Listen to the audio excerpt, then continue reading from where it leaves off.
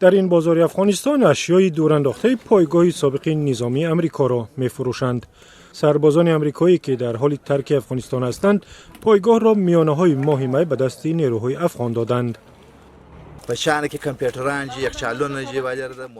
در اینجا کامپیوتر، یخدان، ماشین، زره، بعضی تجهیزات نظامی، رادیو، موجگیر و دیگر اشیای گوناگون هست. وکیلان مجلس محلی ادعا دارند که در اینجا سلاح و مهمات جنگی هم فروختند، ولی آنها نخواستند در نزد کامera صحبت کنند. خبرنگاران رادیو آزادی هم در اینجا هیچ مهمات جنگی ندیدند.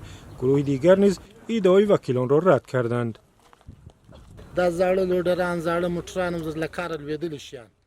ما در اینجا اشیای نادرکار را می‌خریم و به جایهای دیگر برده می‌فروشیم. آنها را از پایگاه‌های نظامی می‌آورند. همش غیر قابل استفاده است و یا مهلت استفادهشان سپری شده است.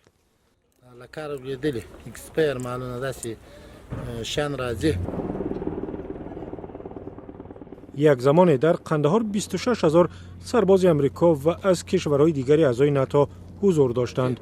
آنچه را که باقی مانده است شرکت‌های محلی می‌گیرند و نخواستند در رادیو آزادی نامشان را نشر کند.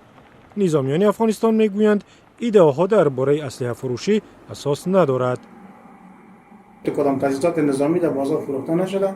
اینجا ما قراول ما هستن، قراول ما چک میکرد. اگر تجهیزات ماروری گپا از قراول کشیده نشده، اینا به شما مطمئن باشین. یک یخچال کونه و یک مثلا کندیشن کونه و یگان چیزای اضافه‌ای کونه و تلویزیون کونه گپا داشتن، اونا را به ترجمان داده بودن. ترجمان از اونا را به خاطر استفاده شخصی خود و به خاطر فروش اونا با پول پیسه خریده و اونا را او اسناد داشتن از طرف خارجی و ورشان اسناد داشتن.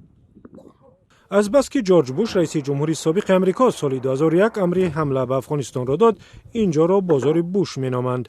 اکنون تمام نیروهای امریکایی باید تا روز 11 سپتامبر از افغانستان بروند و خرید و فروش آنچه که میگذارند اوج گرفته است.